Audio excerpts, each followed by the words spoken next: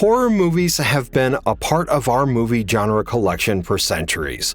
Ghosts, witches, hellhounds, and phantoms are all creatures we've heard about both as kids and to tell our kids. The names themselves scare all age groups, the stories being gruesome, of death and blood, yet they're all normal, usual, and predictable. The same cannot be said of sea creatures, specifically those of the deep sea. The ocean, to this day, continues to be one of the scariest places to explore, with haunting creatures imagined to live under the sea level that humanity explored. The unknown allows filmmakers creative freedom to let their minds wander and weave stories of horror and survival. Here are 10 deep-sea creature movies that are well-known names in the genre of deep-sea horror. But before we go into our explanation, we have a very small request. If you like our content, please support us by subscribing to our channel. This is a small click for you, but for us, it means a lot. Thank you. Let's begin.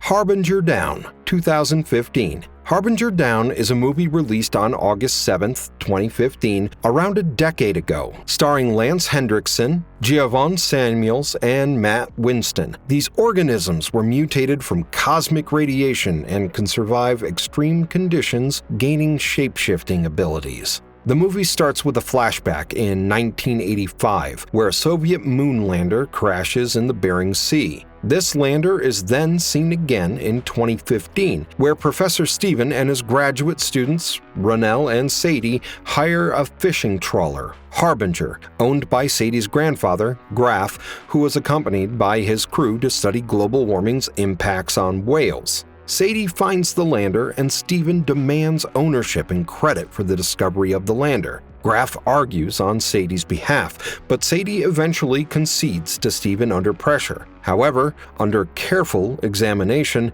she finds these tardigrades on the lander and realizes this was the reason behind the cosmonaut's death in 1985. These organisms were mutated from cosmic radiation and can survive extreme conditions, gaining shape-shifting abilities. Steven, ironically enough, is the first one to be contaminated by these tardigrades. When tentacle-like stalks sprout from his back and spray an unknown substance that could infect everyone else, they freeze his body with liquid nitrogen. More and more people show symptoms, which is when Svetlana, one of Graf's crew members, reveals that she was a Russian spy, and this was a Soviet experiment to create radiation-resistant cosmonauts. She also planned to sink the boat after boarding a nearby Russian submarine, but before she could leave, the tardigrades attacked. The situation deteriorated, with the tardigrades consuming the explosives planted on the boat and 2 other crew members dying in the crossfire.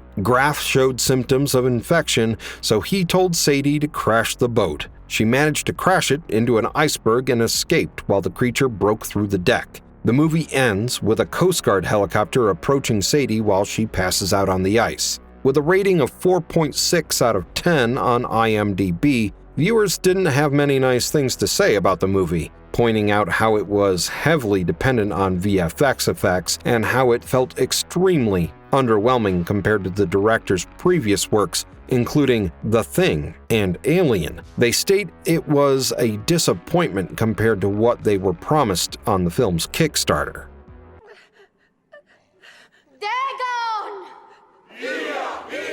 Dagon, 2001. Dagon, released on 12 October 2001, is a Spanish horror film starring Ezra Godin, Francisco Rabal, and Raquel Morano. It's a loose adaptation of H.P. Lovecraft's short story Dagon, 1919, and novella The Shadow over Innsmouth, 1936. Paul was vacationing off the coast of Spain with his girlfriend, Barbara, and their friends Vicky and Howard. He's consistently dreaming of a mermaid with razor-sharp teeth, which unsettles him, but he thinks nothing of it. Their boat capsized due to a storm, so Paul and Barbara ended up leaving their injured friends behind to travel to a nearby fishing town called Imboca for help, not realizing that they were attacked by unforeseen creatures. Once they reached Imboca, Barbara vanished somewhere while Paul found the fish-like inhabitants of the town. He accompanies the town's last full-blooded human, a man called Ezekiel, who tells him about the town's dark history. The story goes that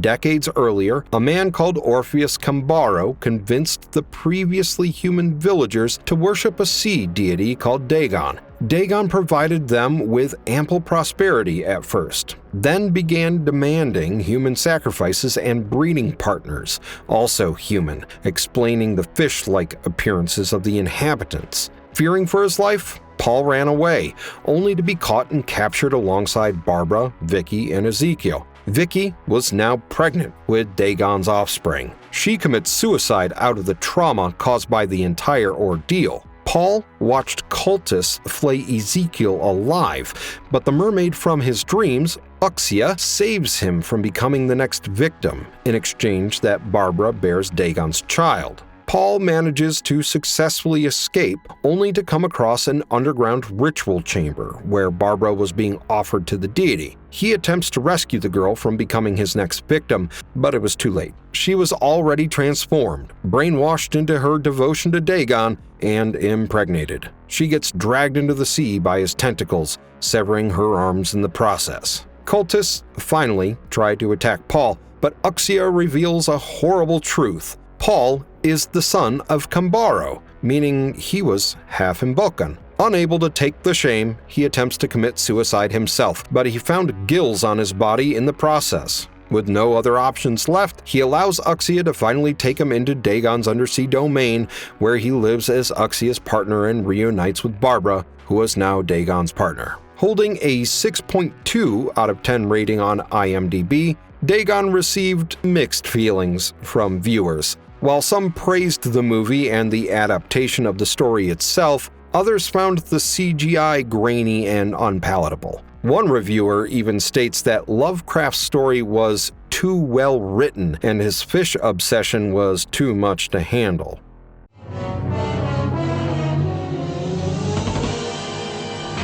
"20,000 Leagues Under the Sea", 1954. 20,000 Leagues Under the Sea was released on December 23, 1954. Produced by Disney and starring Kirk Douglas, James Mason, Paul Lucas, and Peter Lorre, this movie was also an adaptation of a novel, 20,000 Leagues Under the Sea, by classic author Jules Verne. In 1866, rumors spread of a sea monster attacking ships in the Pacific Ocean. Professor Aronnax, his assistant Conseil, and master harpooner Ned Land join a U.S. Navy expedition to investigate. After spotting and engaging the monster, their ship is disabled and the three men are thrown overboard. They discover the monster is actually the Nautilus, an advanced submarine commanded by the enigmatic Captain Nemo. Taken prisoner, they're allowed to live aboard the vessel after Aronnax demonstrates loyalty to his companions.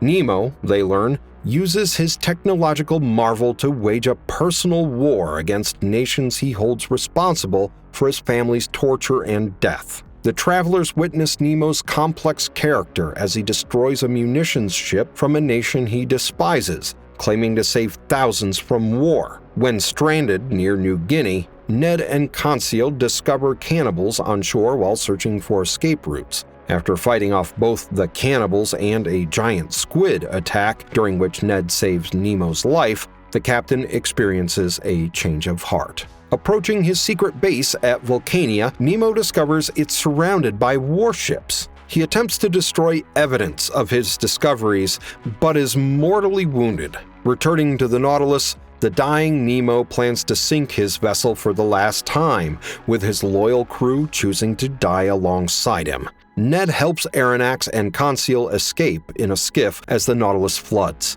They witness Vulcania's explosive destruction while Nemo's final words echo hope for humanity's future. The Nautilus sinks, taking Nemo and his revolutionary secrets to the depths. Bragging a 7.2 out of 10 on IMDb, 20,000 Leagues Under the Sea has a Metascore of 83, while reviews from Chicago Reader and the New York Times on the website complimenting Disney for making it as elaborately as Verne described in his novel, which is high praise considering the lack of accurate book-based adaptations in the current reality of movies.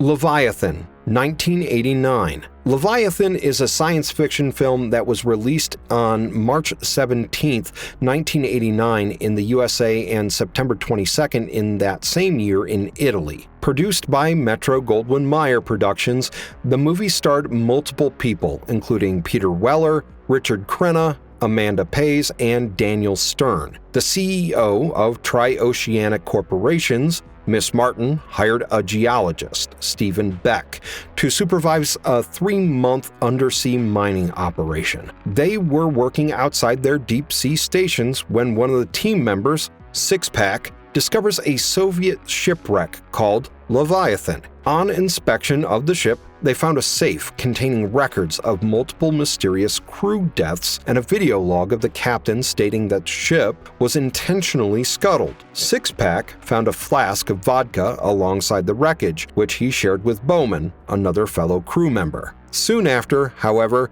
Sixpack falls ill and passes away. Beck and Doc Thompson, their medical officer, found lesions on his body. While trying to manage the situation without causing panic, Bowman commits suicide, also showing similar symptoms. When the two bodies were placed in the same chamber, they merged and began jointly mutating, forcing Beck and Doc to eject them straight into the ocean. The crew did a deep dive into the Leviathan, hoping it would gain information on the sudden deaths. Sure enough, it was Leviathan that was responsible. The ship had been conducting genetic experiments using fish DNA in vodka, creating a contagious mutation in the process. While this investigation went on, however, a severed tentacle from the ejected corpses that were left behind in the chamber evolved into a separate creature, and it began to attack and assimilate other crew members. Systems began to fail and stations were imploding, and when they tried contacting Tri-Oceanic, the corporation had declared them dead from an accident, effectively cutting them off. Beck, Williams, and Jones attempt to escape in dive suits, but the creature attacks during their ascent. Jones sacrifices himself to prevent the monster from reaching the surface, while Beck destroys it with an explosive charge. The two survivors are transported to a Tri-Oceanic platform where they confront Martin, who greets them casually despite abandoning them. When Martin asks Beck how he feels, he punches her in the face and replies, "Better, a lot better." With a 5.8 out of 10 rating on IMDb, the Metascore on this movie is 51, with ratings as low as 38 and as high as 70 from the New York Times, stating that while Leviathan isn't as terrifying as any normal Ridley Scott movie, it's elementary fun with a few scary moments on the way.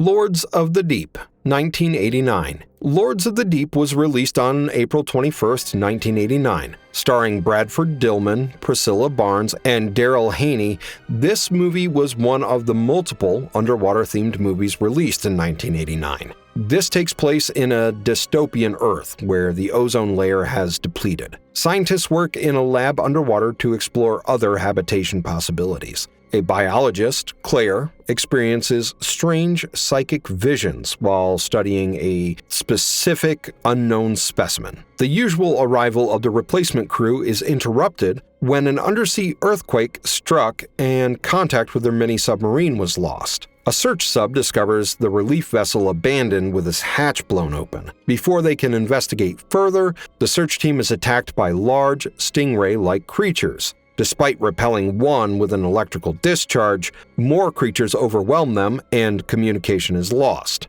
Meanwhile, a crew member working outside the lab is attacked. When brought inside, his body has transformed into a gelatinous mass identical to the substance Claire was studying. Despite Commander Dobler ordering quarantine, Claire and Medical Officer Barbara move it to the lab, where it mutates into a man-sized stingray creature that escapes containment. As the creature moves through the station, Claire's visions intensify. The situation worsens when a crew member is found dead in a locked room, but Dobler refuses an autopsy. Ongoing seismic activity continues, and another submarine sent to salvage the lost vessels is similarly attacked by the creatures. Crew members begin disappearing or turning up dead as the creature's behavior reveals contradictory patterns. Claire and her lover O'Neill work to understand the connection between her psychic visions and the mysterious creatures, while the underwater habitat becomes increasingly dangerous with each passing hour. This movie was given an underwhelming 2.7 out of 10 and no Metascore in sight.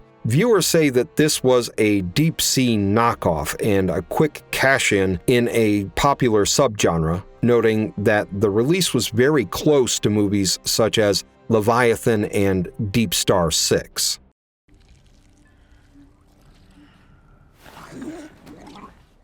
Cold Skin, 2017. Cold Skin is a French-Spanish film that comes under both science fiction and horror. It was released on September 10th, 2017, at a screening at the Lestrange Festival, then re-released a month and 10 days later on October 20th, 2017 in Spain. The movie stars David Oakes, Aura Garrido, Ray Stevenson, John Benfield, and other stars from both countries. A young Englishman travels to a far-flung island in the South Atlantic in 1914 to work as a weather watcher for a year.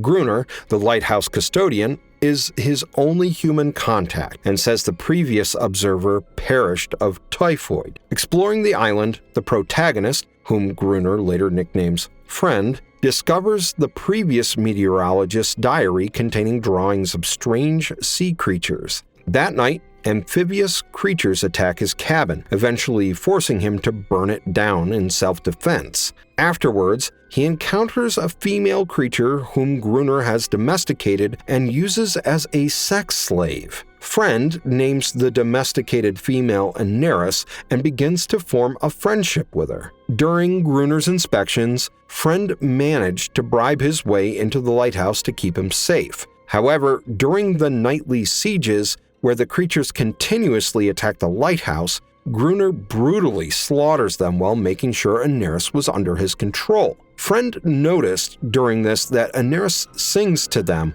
when they approach, an idea forming in his head. He assumed they were only there to rescue Aneris. After a particularly dangerous attack, Friend attempts to signal a passing ship, but Gruner violently stops him. Friend eventually realizes the creatures may be willing to negotiate peace. With Aneris' help, they recover dynamite from a shipwreck, during which Gruner attempts to kill Friend, and uses it to drive back the creatures in a massive explosion. After snooping around, Friend realized that Gruner was actually the previous meteorologist who had assumed a different identity. Friend tried to reason with Gruner, telling him that they may be a civilized people. He also left a peace offering to the creatures, but Gruner went ahead and killed a young creature with a flare. In the ensuing confrontation, Gruner finally gave up and dropped his weapon, allowing himself to be killed by the sea creatures. Months later, a ship arrived to collect Gruner, unaware of his untimely passing. When the captain saw Friend, he assumed he was Gruner and boarded him on the ship, telling him they were returning him to the mainland. Watching Friend get on the ship, Aneris jumps back into the sea, swimming away from her first and brief human connection. As brutal and touching as this movie is, it earned a 6 out of 10 rating on IMDb. Viewers compliment the camera work and cinematography, even pointing out the difference in acting roles for British stars Oakes and Stevenson.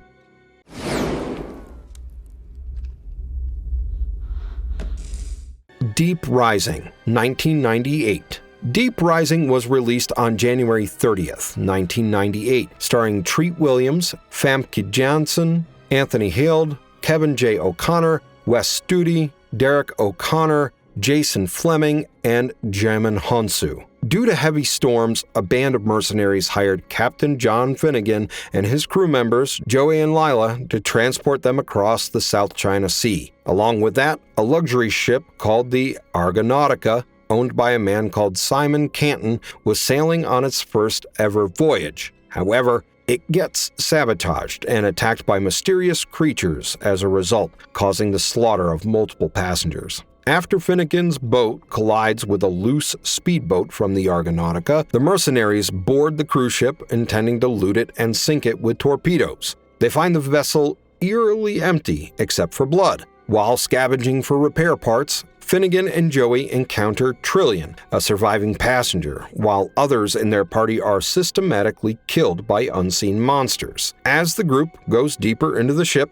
they find Canton hiding in the ship's vault. He reveals the truth behind the sabotage, that he was the one behind it and that he intended to sink it for the insurance money as the ship was considered unprofitable. Canton also explains that the creatures responsible for the massacre were evolved Otoya. The Otoya were parasites that drained victims of bodily fluids. Hearing this, the survivors attempt to escape. The slowly diminishing group ran to the bow of the ship, where they came across a gruesome feeding ground of the Otoya, the area leaving nothing but skeletal remains. Soon, the Otoya broke through the hull, causing lower decks to flood. Canton used this opportunity to try to eliminate the witnesses, and Hanover sacrificed Joey to save himself. That only backfired as he was devoured within seconds. In a desperate attempt, Finnegan sets the navigation on his boat to autopilot and sets a course to crash into the Argonautica and detonate torpedoes into the ship upon impact.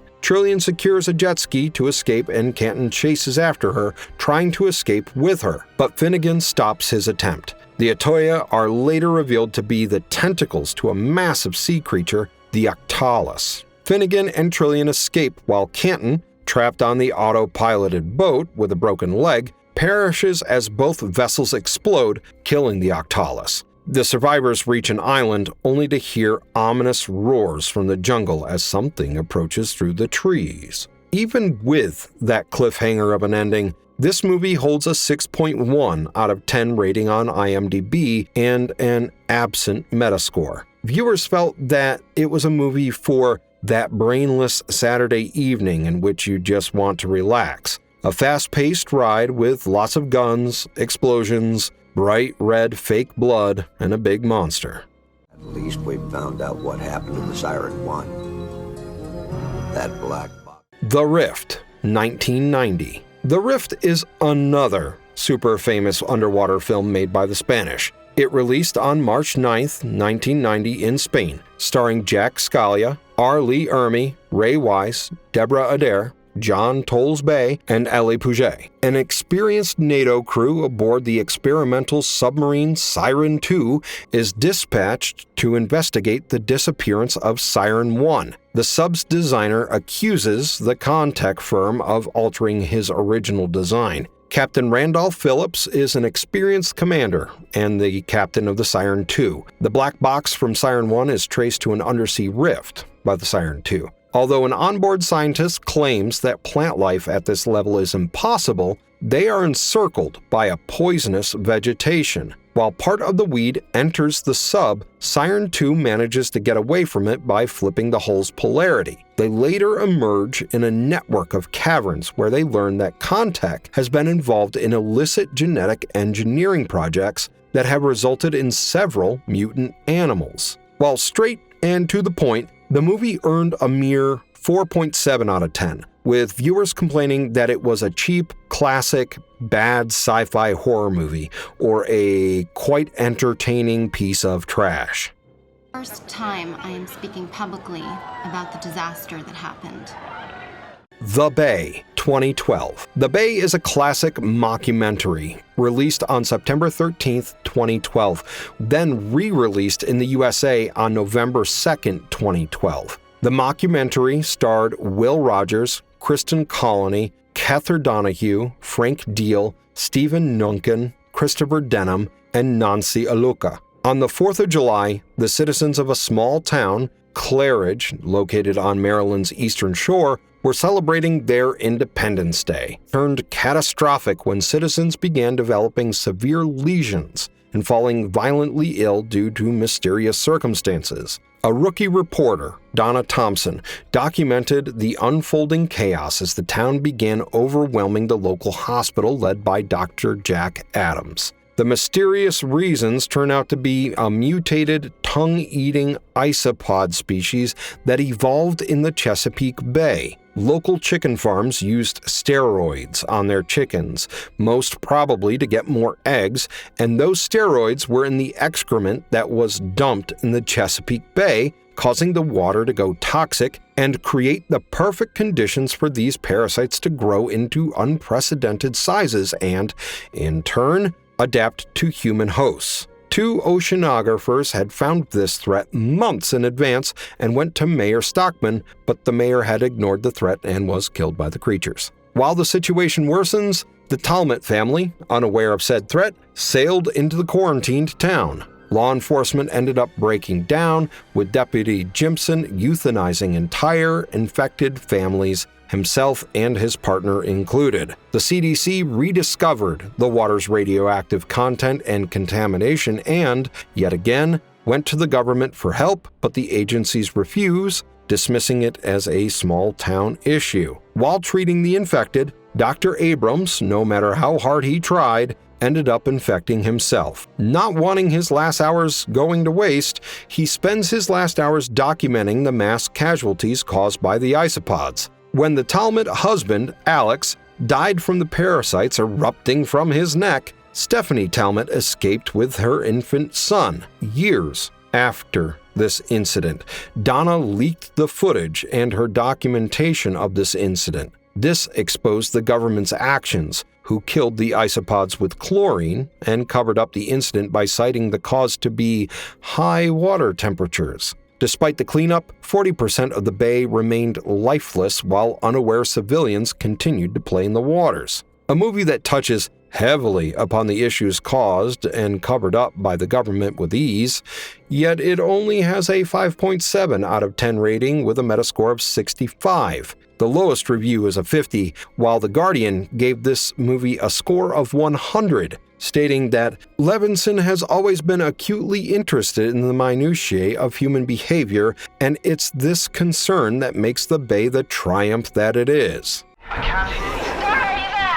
Olive, get around there. The Creature Below, 2016. The Creature Below is a 2016 underwater-themed horror released on the 27th of August, 2016, premiering at horror channel Fright Fest, starring Anna Dawson, Michaela Longden, and Daniel Thrace. A young scientist embarks on a violent journey into the depths of madness after discovering a malicious monster. Olive, a talented young marine biologist, finds an uncanny creature during a horrific mishap while deep-sea diving in the Atlantic Ocean. Olive loses her ideal job and sneaks the creature home to examine it in her basement without her loyal lover Matt knowing. While Olive is struggling to recover from her recent trauma and readjusting to her life on land, she began to notice that she and the creature she snuck away with have begun to develop a symbiotic relationship, which convinced her to carry out the creature's evil agenda. In the process, however, her shattered memories of the tragedy in the ocean's depths begin to tear apart in the form of terrifying dreams, revealing that she, unintentionally, unleashed a much older, more evil eldritch horror. As a consequence, Olive is drained of her humanity, going insane and killing everyone around her as a result. With the viewers pointing out the really bad CGI, weak story, awful special effects, and the large amount of blood, this movie only has a 3.7 out of 10 rating on IMDb.